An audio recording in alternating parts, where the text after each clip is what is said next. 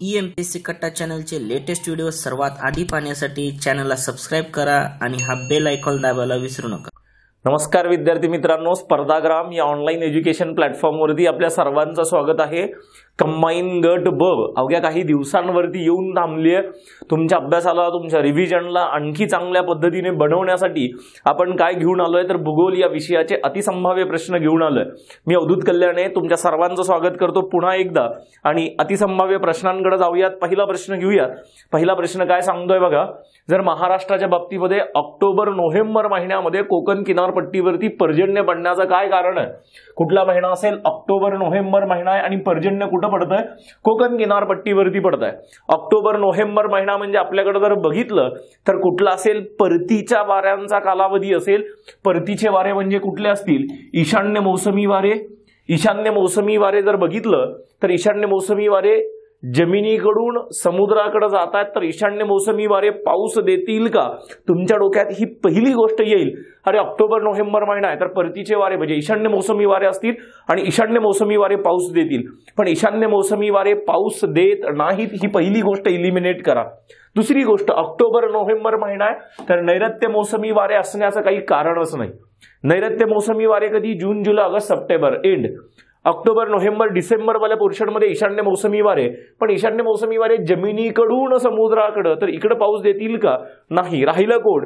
उष्णकटिबंधीय चक्रीवादळ October November महिन्यामध्ये विषुववृत्ताच्या जवळ, ऑक्टोबर नोव्हेंबर महिन्यामध्ये सूर्य विषुववृत्ताच्या जवळ गेला असेल, सूर्य विषुववृत्ताच्या जवळ आहे तर तिथं मग अरबी समुद्र असेल किंवा बंगालचा उपसागर असेल, तिथं चक्रीवादळ निर्माण होतात। ती कुठली चक्रीवादळ आहेत?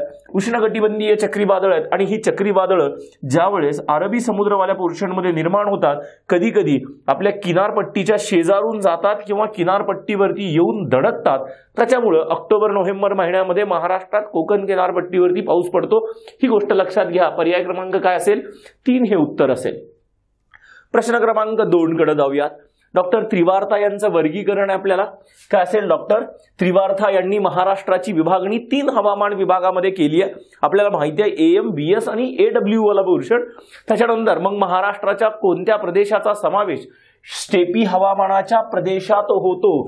स्टेपी हवामानाचा प्रदेश अगोदर आपल्याला कळला पाहिजे। स्टेपी हवामानाचा प्रदेश जर आपण ह्या नकाशावरती गेलो तर तुम्हाला लगेच क्लिक होईल। AM वाला पोर्शन काय? जिथं पर्जन्य जास्त आहे, जिथं पर्जन्य 200 सेंटीमीटर पेक्षा जास्त पर्जन्याचा प्रदेश हा कुठला असेल? AM वाला पोर्शन असेल। त्याला आपण काय म्हणतो? उष्णकटिबंधीय वर्षारण्याचा प्रदेश, tropical monsoon rain forest type of climate. त्याच्यानंतर दुसरा पोर्शन कुठला आहे? BS वाला पोर्शन आहे, जिथं पर्जन्य 75 ते 80 सेंटीमीटर पेक्षा कमी पर्जन्य असणारा प्रदेश आहे। BS वाला पोर्शन आहे। हा प्रदेश काय आहे?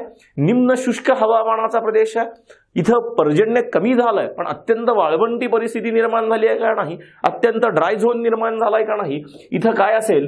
निम्न शुष्क हवामानाचा प्रदेश असेल। आणि ह्या निम्न शुष्क हवामानाच्या प्रदेशालाच आपण काय म्हणतो? दुसरं नाव काय? स्टेपी हवामानाचा प्रदेश। मग हा BS वाला स्टेपी हवामानाचा प्रदेश आहे। आता राहिले कोण?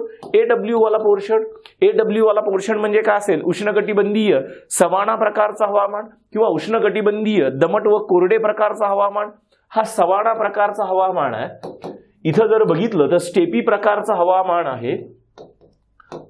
हे आपल्याला विचारलंय काय? स्टेपी। मग स्टेपी प्रकारच्या हवामानामध्ये कोण येताना दिसतंय तुम्हाला? खानदेशवाला पोर्शन येताना दिसतोय तुम्हाला। त्याच्यानंतर कोण दिसतंय? पश्चिम महाराष्ट्र दिसतोय तुम्हाला येताना। पश्चिम महाराष्ट्राचा काही भाग दिसतोय, त्याच्यामध्ये मराठवाड्याची काही पश्चिम बाजू दिसतेय। म्हणजे खानदेश, मराठवाडा आणि पश्चिम महाराष्ट्र दिसतोय आपल्याला। तर पर्यायाकडे जाऊयात आपण। पूर्व विदर्भ आहे का? विदर्भाचा काही प्रश्न येणार नाही। पूर्व असेल किंवा पश्चिम विदर्भ, विदर्भाचा काही प्रश्न येत नाही। संपूर्ण विदर्भ कुठे येतंय? AW मध्ये येतोय, सवाना प्रकारच्या हवामानामध्ये येतोय। खानदेश येतोय का? येस येतोय। पश्चिम महाराष्ट्राचा भाग येतोय का? येतोय। कोकण येतोय का? कोकण नाही। कोकण कशामध्ये जाईल? AM मध्ये जाईल। विदर्भ कशामध्ये जाईल? AW मध्ये जाईल। कशामध्ये जाईल? AW मध्ये जाईल। मग आपलं पर्याय काय? क आणि ड कुठे दिसतोय पर्याय?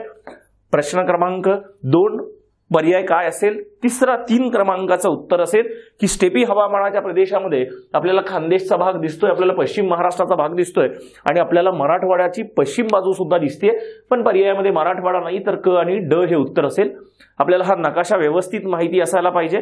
त्याच्यानंतर पुढे जाऊयात. नद्यांचा उत्तरेकडून दक्षिणेकडे क्रम लावा. नद्यांचा क्रम लावा ह्याचा अर्थ त्याचा उगम ठिकाणानुसार क्रम लावा असा अर्थ होतो त्याचा. मग आपण जर बघितलं अ पासून जाऊयात. प्रवरा नदी कुठं उगम पावते? इथं ह्या पोर्शन मध्ये प्रवरा नदीचं उगम ठिकाण आहे अहमदनगर जिल्ह्यामध्ये अकोले तालुक्यामध्ये सह्याद्रीवाल्या पोर्शन मध्ये. त्याच्यानंतर कोण असेल? कोयना नदी. कोयना नदी कुठं उगम पावते? सातारा महाबळेश्वर. कोयना नदीचं उगम ठिकाण इथं असेल ह्या पोर्शन मध्ये. त्याच्यानंतर आपण कुठे गेलो? गिरणा नदी. गिरणा नदी कुणाची? तापी नदीची उपनदी. कुठं उगम पावते? नाशिक जिल्ह्यामध्ये उगम पावते. कुठं उगम पावते? नाशिक जिल्ह्यामध्ये गिरणा नदी. त्याच्यानंतर कुठं आलो? पंचगंगा. पंचगंगा कुठं? कोल्हापूरवाल्या पोर्शन मध्ये. पंचगंगा कुंभी, कासारी, तुळशी, भोगावती आणि सरस्वती ह्या 5 नद्यांच्या संगमापासून जो काही ठिकाण आहे ते कोल्हापूरमध्ये पंचगंगा नदीचं. आणि त्याच्यानंतर नीरा नदी. नीरा नदी कुठं? भोर तालुका पुणे जिल्हा. कुठं असेल? तर ह्या पोर्शन मध्ये कोण असेल? नीरा नदीचं उगम ठिकाण असेल. कोण असेल? नीरा नदीचं उगम ठिकाण. मग आपण जर सगळे बघितले तर आपल्याला काय विचारले? उत्तरेकडून दक्षिणेकडे क्रम लावा. गिरणा, प्रवरा. गिरणा कुठे जर बघितलं आपण तर क. त्याच्यानंतर 2 नंबर प्रवरा. प्रवरा कुठं असेल? अ. त्याच्यानंतर कोण असेल? नीरा नदी ई. त्याच्यानंतर कोण असेल? तर कोयना ब. आणि त्याच्यानंतर कोण असेल? तर ड पंचगंगा. क अ ई ब ड पर्याय कुठे आहे बघा? क ई. त्याच्यानंतर जर बघितलं आपण क अ ई ब आणि ड पर्याय क्रमांक काय असेल? पर्याय क्रमांक 4 हे उत्तर असायला पाहिजे. आपल्याकडे सरळ सरळ डोक्यामध्ये आपल्या क्लिअर कट माहिती असायला पाहिजे की नदीचं उगम ठिकाण कुठं आहे आणि त्याच्यानुसार आपल्याला ह्या सगळ्या गोष्टी कॅल्क्युलेट करता आल्या पाहिजेत. जर प्रश्न क्रमांक 4 कडे जाऊयात. जोड्या लावा. नदी आणि उपनद्यांचा भाग आहे. पहिलीकडे जाऊयात. वैनगंगा नदी आहे विदर्भातली. विदर्भातली कुठली नदी दिसते? वैनगंगा नदी. तिला पूर्व बाजूने येऊन मिळणारी तिची उपनदी कुठली? गाढवी. कोण असेल? वैनगंगा नदी. सॉरी, कुठली नदी? वैनगंगा नदी. त्याच्यानंतर सावित्री कोकणातली नदी आहे. ह्यांच्यापैकी कोकणातली नदी कुठली दिसते? काळ नदी दिसते. प्रवरा नदी. प्रवरा नदीची प्रमुख उपनदी मुळा नदी आणि पूर्णा नदी. पूर्णा नदीची उपनदी कोण असेल? तर दुधणा नदी असेल. म्हणजे 4 2 1 3. 4 इथंच आहे ह्या पोर्शन मध्ये. हे 2 पर्याय गेले. 4 2. त्याच्यानंतर कोण असेल? 4 2 आणि 1. 4 2 1 3 पर्याय क्रमांक काय असेल? तर पर्याय क्रमांक 3 हे उत्तर असेल. नद्या, उपनद्या, नद्या, उगम ठिकाणं, नद्यांच्या बाबतीतले व्हिडिओज अगोदरही ज्यांनी बॅच केली असेल त्यांना तर क्लिअर कट कळत असेल हे सगळं. ज्यांनी व्हिडिओज बघितले असतील युट्यूबचे त्यांनी व्यवस्थित बघा की नदीच्या बाबतीमध्ये आपल्याला कुठले कुठले पॉइंट्स कव्हर करायचे आहेत. प्रिलिम्सला जाताना तुम्हाला प्रत्येक नदीच्या बाबतीत 6 ते 7 पॉइंट्स माहिती असणं गरजेचं आहे. काय असेल? उगम ठिकाण असेल, त्याच्यानंतर त्या नदीचा विस्तार असेल, लांबी आणि नदी खोऱ्याचा भाग असेल, त्याच्यानंतर उपनद्यांचा भाग असेल, त्याच्यानंतर काठावरची शहरं असतील, त्याच्यानंतर संगम ठिकाणं असतील, त्याच्यानंतर त्या भागावरती असणारी धरणं असतील. एवढा पोर्शन प्रिलिम्सला जाताना प्रत्येक नदीच्या बाबतीमध्ये माहिती असायला पाहिजे. आणि शेवटचा भाग जर त्या नदीची काही वैशिष्ट्ये असतील तर तुम्ही तापी नदीचा व्हिडिओ जर बघितला असेल आपला युट्यूबवरचा तर तुम्हाला हे सगळे पॉइंट्स त्याच्यामध्ये कव्हर झालेले दिसतील. प्रत्येक नदीच्या बाबतीमध्ये हे पॉइंट्स आपल्याकडे कव्हर होणं गरजेचं आहे. पुढे जाऊया. तापी नदींचा तापी नदीच्या उपनद्यांचा पूर्वेकडून पश्चिमेकडे क्रम लावा. तापी नदी जर बघितली, आपल्याला तापी नदी माहिती आहे, तापी नदीचा व्हिडिओ पण आपण बघितला युट्यूबवरती. तापी नदी जर बघितली तर मध्य प्रदेशमध्ये उगम पावते. बैतूल पठारवाल्या पोर्शनमध्ये मध्य प्रदेश, परत महाराष्ट्र, परत मध्य प्रदेश, मग जळगाव, धुळे, नंदुरबारवाल्या पोर्शनमधून ती कुठं? गुजरातमध्ये जाते. आता जर बघितलं उत्तरेकडच्या काही उपनद्या, गोमती असेल, त्याच्यानंतर अरुणावती असेल, अनेर असेल, गुल असेल, सुखी नदी असेल, उत्तरेकडच्या उपनद्या. दक्षिणेकडचं जर बघितलं आपण, दक्षिणेकडे कोण असेल तर बुराई असेल, पांझरा असेल, त्याच्यानंतर बोरी नदी आहे, त्याच्यानंतर कोण असेल? गिरणा नदी असेल, त्याच्यानंतर वाघूर नदी असेल, त्याच्यानंतर पूर्णा नदी असेल, त्याच्यानंतर सिपणा, गाडगी आणि कोण असेल तर कापरा. दक्षिण बाजूच्या उपनद्या व्यवस्थित बघा, मी नावं लिहितो इथं. इथं जर बघितली तर बुराई नदी, त्याच्यानंतर पांझरा नदी, त्याच्यानंतर जर बघितलं तर बोरी नदी, बोरी नंतर कोण असेल तर गिरणा नदी, गिरणा नदी नंतर कोण असेल तर वाघूर नदी, वाघूर नदी नंतर कोण असेल तर पूर्णा, पूर्णा नंतर जर बघितलं तर गाडगी नदी आहे, त्याच्यानंतर सिपना आणि कोण असेल तर कापरा नदी असेल, कोण असेल कापरा नदी असेल। हा सगळा जर भाग बघितला तर पूर्वेकडून पश्चिमेकडे म्हणजे कापरा, सिपना, गाडगी, पूर्णा असा क्रम आपल्याला विचारलाय, कुठं बुराईकडे यायचं आपल्याला। मग सर्वात पूर्वेकडे जर कोण असेल जर बघितलं आपण तर सिपना, कापरा नदी दिसते, कापरा नदी ड पासून सुरुवात व्हायला पाहिजे। कापरा नदी ह्या भागामध्ये मेळघाटवाल्या पोर्शन मध्ये कापरा नदी जाऊन पूर्ण तापी नदीला जाऊन मिळते तर कापरा, कापरा नंतर कोण असेल तर सिपना नदी दिसते आपल्याला ई वाला पोर्शन। त्याच्यानंतर जर बघितलं आपण तर कोण असेल ह्या भागामध्ये जर बघितलं तर बुराई नदी दिसते, बुराई तर सर्वात पश्चिमेला आहे, बुराई नाही, मग सिपना गेली, त्याच्यानंतर कापरा गेली, त्याच्यानंतर कोण असेल तर आपण बघितलं पांढरा, त्याच्या अगोदर कोण येईल वाघूर येईल अ वाला पोर्शन, त्याच्यानंतर कोण येईल पांढरा आणि बुराई ब, बुराई कुठं आहे क सर्वात पश्चिमेला, क वाला पोर्शन सर्वात पश्चिमेला असणारे दोन पर्याय आहेत त्याच्यामुळे हे इलिमिनेट होतात। मग ड ई वाला पोर्शन कुठं असेल तर ड ई अ ब क पर्याय क्रमांक काय असेल 1 असेल। मी मागेही तुम्हाला सांगितलं होतं तापी नदीच्या बाबतीमध्ये कुठलाही असा पॉइंट सोडू नका, प्रत्येक एरियावरती आयोग प्रश्न विचारताय पूर्वेकडून पश्चिमेकडे, पश्चिमेकडून पूर्वेकडे। तापी नदीचा युट्यूबला आपला कंप्लीट व्हिडिओ ह्याच्या अगोदरही पोस्ट केलेला आहे, तो व्हिडिओ व्यवस्थित बघून घ्या। खालीलपैकी कोणती नदी लोणावळ्याजवळ कुरवंडे डोंगरामध्ये उगम पावते? ऑब्विसली आता लोणावळा म्हणजे पुणे जिल्हा म्हणजे भीमा नदी, भीमा नदीची कुठली तरी उपनदी असणार आहे, कारण भीमा नदी तर कुरवंडे डोंगराजवळ उगम पावत नाही। मग भीमा नदीच्या कुठल्या उपनद्या ह्याच्यापैकी पवना नदी डायरेक्टली भीमा नदीची उपनदी आहे का नाही?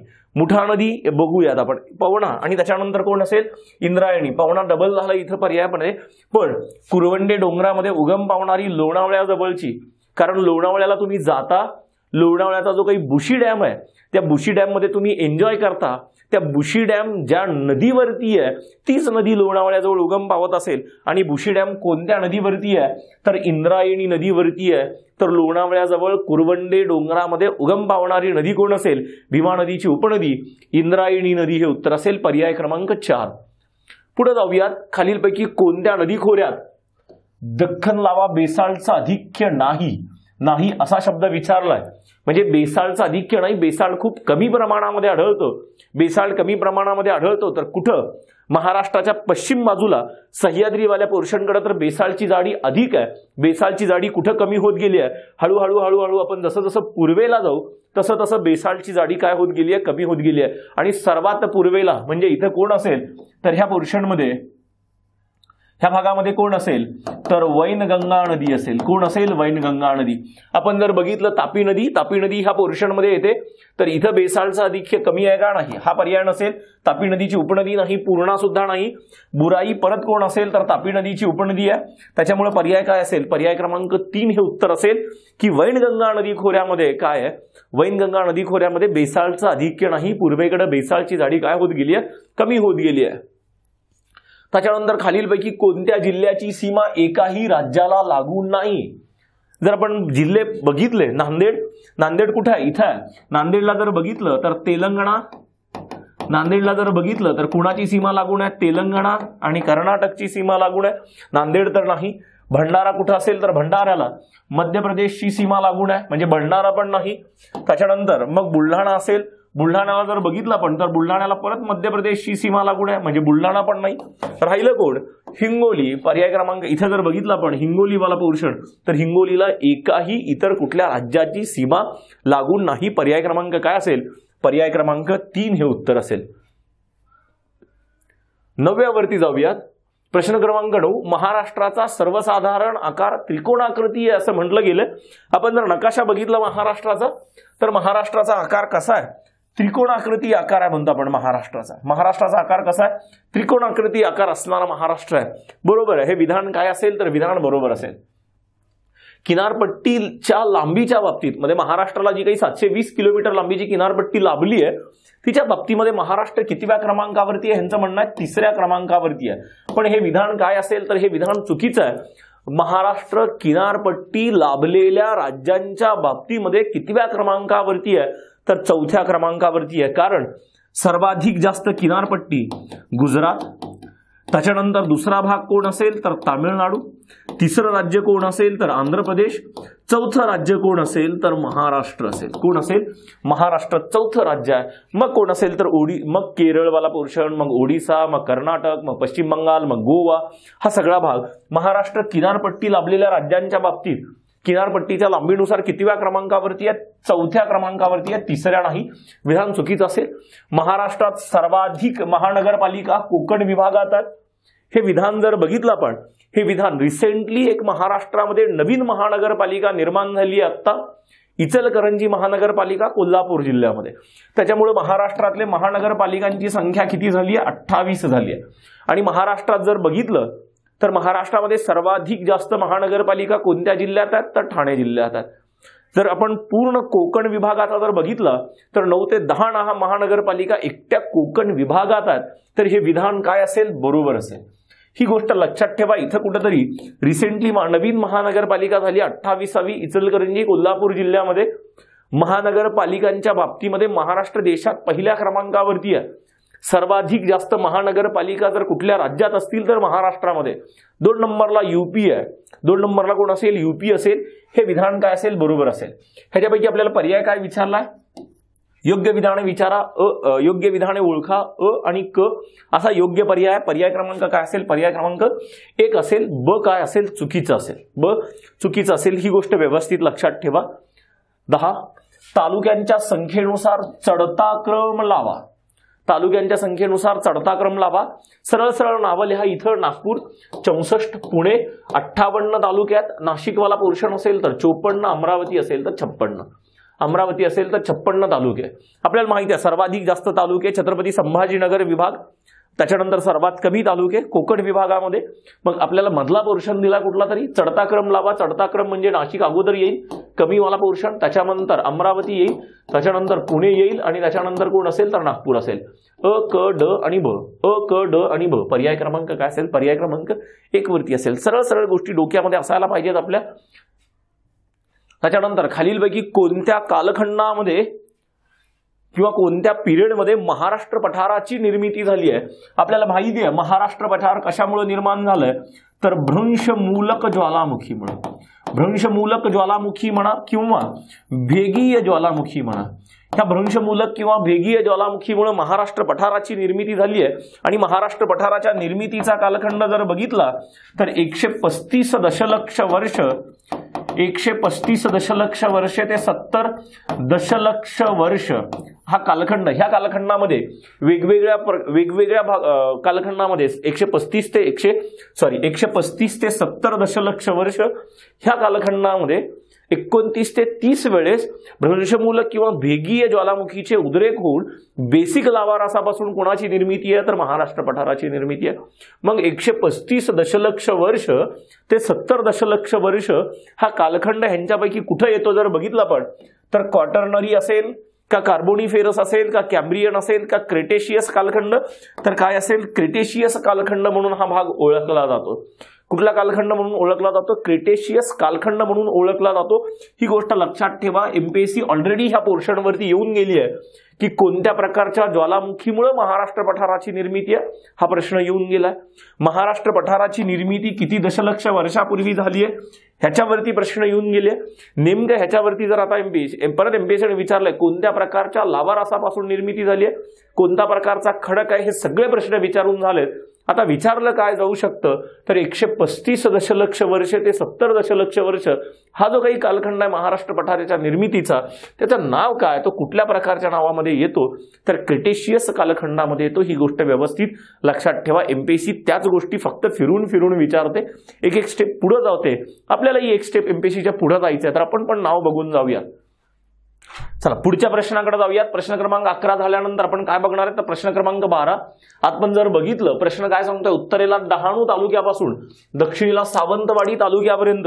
ही गोष्ट व्यवस्थित बघा. एमपीएससी थोडंसं नकाशावरती जाऊन प्रश्न विचारायला सुरुवात करेल. उत्तरेला जर बघितलं तर पुण्याची कोकण किनारपट्टीचा विस्तार आहे, पण कोकण किनारपट्टीचा विस्तार ह्या पोर्शन पासून सुरू होतोय.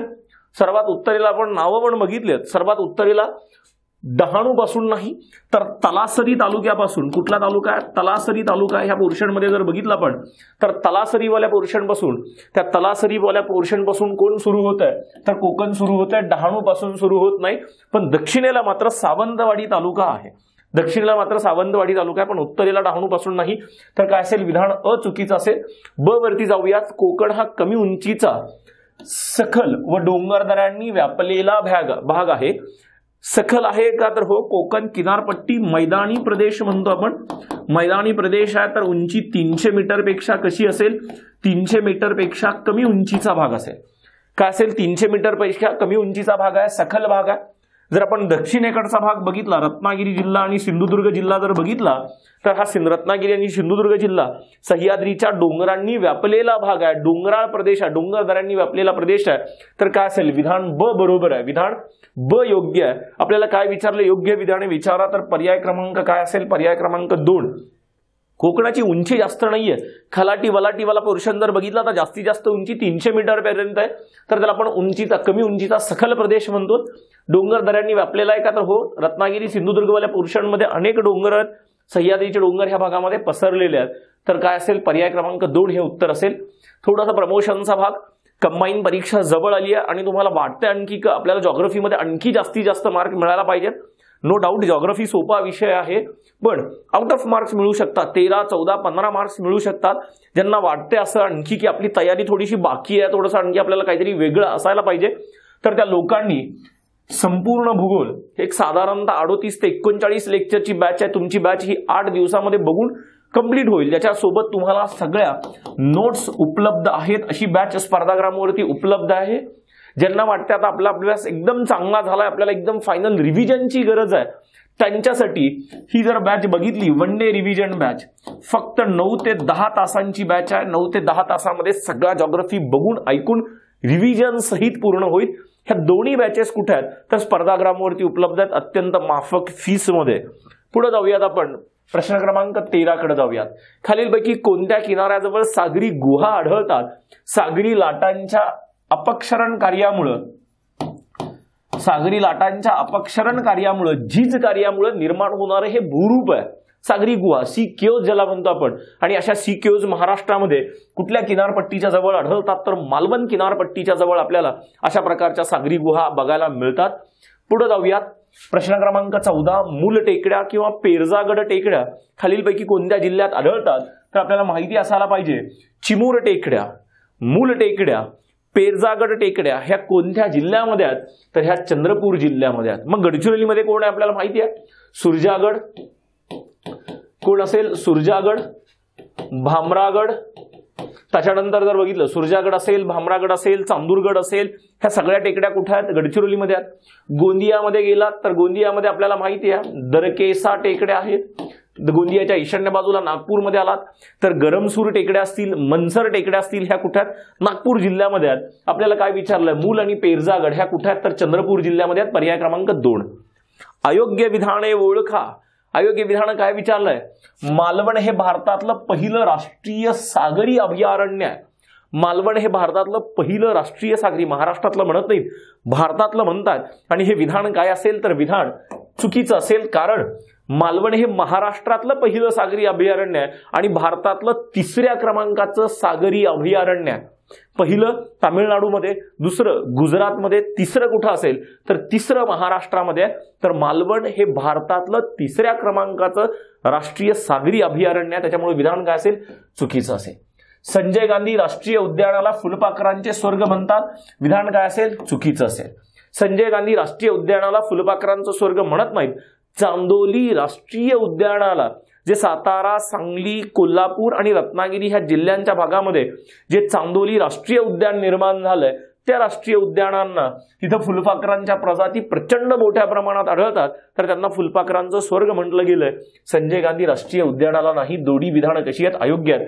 मग आपल्याला काय विचारलं, अयोग्यच विचारलंय, तर दोन्ही विधानं अयोग्य आहेत. पर्याय क्रमांक काय असेल, पर्याय क्रमांक 1 उत्तर असेल. ह्या अशा बेसिक गोष्टी थोड्या लक्षात ठेवत चला. योग्य विधाने ओळखा परत. मग योग्य विधानांमध्ये काय, मेळघाट हा पहिला, महाराष्ट्रातला पहिला राष्ट्रीय उद्यान आहे असं म्हणणं आहे. बरोबर आहे, असं बघूयात आपण काय म्हणणं आहे त्यांचं. त्याच्यानंतर ब, ताडोबा अंधारी हे महाराष्ट्रातला पहिला व्याघ्र प्रकल्प आहे. जर आपण व्याघ्र प्रकल्प आणि राष्ट्रीय उद्यानांची लिस्ट बघितली तर मेळघाट काय तर महाराष्ट्रातला पहिला व्याघ्र प्रकल्प आहे. मेळघाट महाराष्ट्रामध्ये 1973-74 मध्ये निर्माण झालेला काय असेल तर पहिला व्याघ्र प्रकल्प असेल. काय असेल? पहिला व्याघ्र प्रकल्प आहे मेळघाट. म्हणजे हे राष्ट्रीय उद्यान म्हणतंय, विधान काय असेल? चूक असेल. ताडोबा अंधारी हे महाराष्ट्रातला पहिला व्याघ्र प्रकल्प आहे. जर मेळघाट पहिला व्याघ्र प्रकल्प आहे तर ताडोबा अंधारी असणार आहे का? नाही. ताडोबा अंधारी काय आहे? ताडोबा अंधारी 1955 मध्ये निर्माण झालेलं महाराष्ट्रातलं पहिलं राष्ट्रीय उद्यान आहे, नॅशनल पार्क आहे. 1955 मध्ये निर्माण झालेलं. म्हणजे दोन्ही विधानं कशी आहेत? दोन्ही विधानं अयोग्य आहेत. आपल्याला काय विचारलं? योग्य विधानं ओळखा. दोन्ही अयोग्य आहेत. पर्याय क्रमांक काय असेल? पर्याय क्रमांक 4 उत्तर असेल. कशाचं? 16चं. त्याच्यानंतर थोडंसं पर्यटनाच्या बाबतीमध्ये, वनसंपत्ती, प्राणी संपत्तीच्या बाबतीमध्ये अलीकडे कधी कधी प्रश्न विचारले चालले. त्याच्यामुळे आपल्याला अशा बेसिक गोष्टी माहिती असणं गरजेचं आहे. अदरवाईज आपण जिल्हे आणि त्या भागातली व्याघ्र प्रकल्प वगैरे अशी लिस्ट पाठ करून येतो. नेमकं असं काहीतरी वेगळं हटक्या अँगलमध्ये जाऊन एमपीएससी प्रश्न विचारते काहीतरी. त्याच्यानंतर जाऊयात. महाराष्ट्रात सर्वाधिक खारफुटीचं क्षेत्र डॅश डॅश या जिल्ह्यामध्ये आहे. वन अहवाल 2021 नुसार जर बघितलं आपण तर वन अहवाल 2021 नुसार महाराष्ट्रामध्ये सर्वाधिक जास्त खारफुटीचं वनक्षेत्र जर कोणत्या जिल्ह्यामध्ये असेल तर तो जिल्हा कोणता? रायगड. काळजी करू नका, ह्याच्यानंतर जो काही व्हिडिओ येईल तो कशावरती असेल?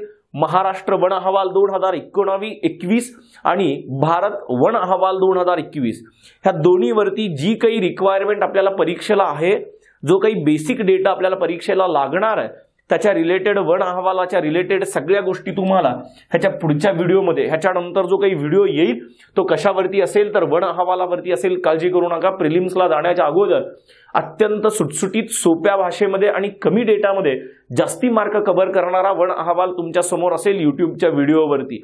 ह्या प्रश्नाचं उत्तर काय असेल? 17व्या. तर पर्याय क्रमांक 2 हे उत्तर असेल. प्रश्न क्रमांक 18 महत्वाचा. महाराष्ट्रात खालीलपैकी कोणत्या प्रकारची मृदा सर्वाधिक जास्त आढळते? एमपीएससी थोडंसं हटके जाईल कारण रिसेंटली मृदा संपत्तीवरती प्रश्न विचारले चालले, तर हा सिक्वेन्स पुढे राहील. 2020 मध्ये बघितलं तर चोपड मृदा, 2021 मध्ये बघितलं तर मृदा धुपेवरती प्रश्न आहे. एमपीएससी थोड्याशा वेगळ्या अँगलने काय जाऊ शकते की मृदांचं जे काही वेगळं वर्गीकरण आहे त्या वर्गीकरणावरती जाऊ शकते. महाराष्ट्रामध्ये जर बघितलं तर महाराष्ट्रामध्ये व्हर्टिसॉल मृदा असेल, त्याच्यानंतर एन्सेप्टिसॉल असेल, त्याच्यानंतर अल्फिसॉल असेल, असंही काही वर्गीकरण केलं गेलंय. मग हे वर्गीकरणामध्ये आपल्याला विचारलं की महाराष्ट्रात ह्यापैकी कोणती मृदा सर्वाधिक जास्त आढळते.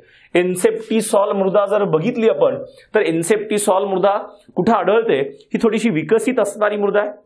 पर्जन्य छायेच्या प्रदेशामध्ये पण आढळते आणि जास्त पावसाच्या प्रदेशामध्ये पण आढळते ही मृदा. चुनखडी ह्या मृदेमध्ये आपल्याला आढळते. अशी मृदा जर बघितली तर पश्चिम महाराष्ट्रामध्ये आढळते, कोकणाच्या काही भागामध्ये आढळते. पश्चिम महाराष्ट्राचा जो काही पर्जन्य छायेचा प्रदेश आहे त्या भागामध्ये, कोकणामध्ये जास्त पर्जन्याच्या प्रदेशामध्ये इन्सेप्टिसॉल मृदा, विकसित झालेली मृदा आपल्याला दिसेल. ही दुसरी गोष्ट व्हर्टिसॉल मृदा. व्हर्टिसॉल मृदा म्हणजे कोणती मृदा? ज्या मृदेमध्ये ओलावा कमी झाला, जी मृदा कोरडी पडली की तिला भेगा पडतात.